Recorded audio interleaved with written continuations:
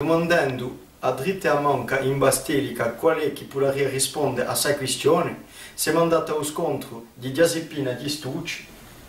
Saluta Giuseppina. Buongiorno. Dunque, ci potete rispondere a questa questione che ci è stata posta perché Bastelica non si chiama più Bastirga?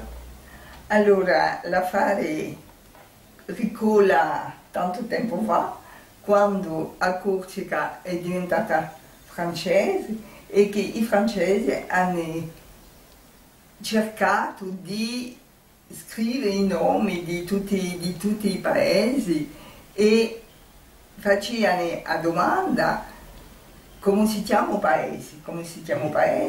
Un paese si chiamava Bastirda.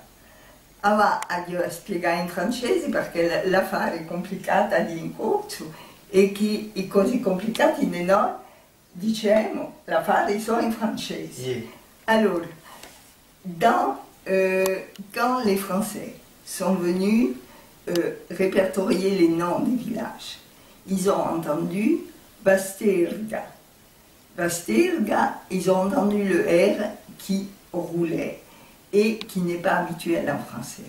Donc ce R a été transformé à l'écriture en L parce que les consonnes R et L font partie d'un même groupe de consonnes qu'on appelle des consonnes liquides. Ça, c'est la première chose. Deuxième chose, Bastirga, il y avait un G. Et le G fait partie d'un groupe de consonnes qui est avec le C, qu'on appelle des gutturales. Alors, G, quand on dit G, ça s'appelle une gutturale sonore, et quand on dit que, c'est la même chose, mais sourde. Il est très facile, dans l'évolution d'une langue, de passer du G au que.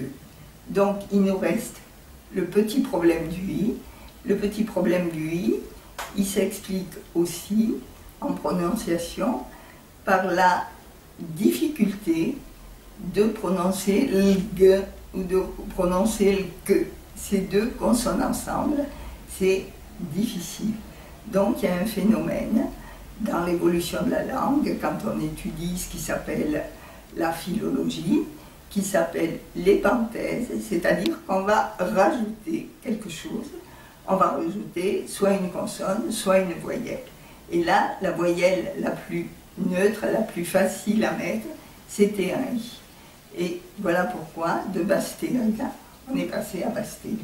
Ma a radica di Bastirga si ritrova sempre quando non pada un nome di paesani di Bastirga si dice i Bastirgacci. I Bastirgacci. E qui voi siete in da piaggia di Bastirga, dunque in da Bastirgacci si può dire che li chiamano oggi Bastirgaccia?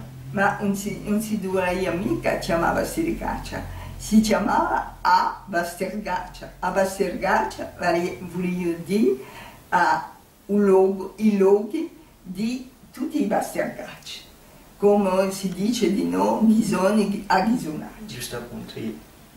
Ecco.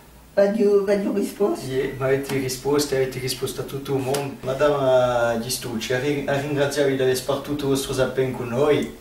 A me mi faccia piacere che a gioventù si interessasse un po' a tutto questo affare, perché perdiamo il senso, perdiamo tutto e tocca a voi a ripigliare a bandiera.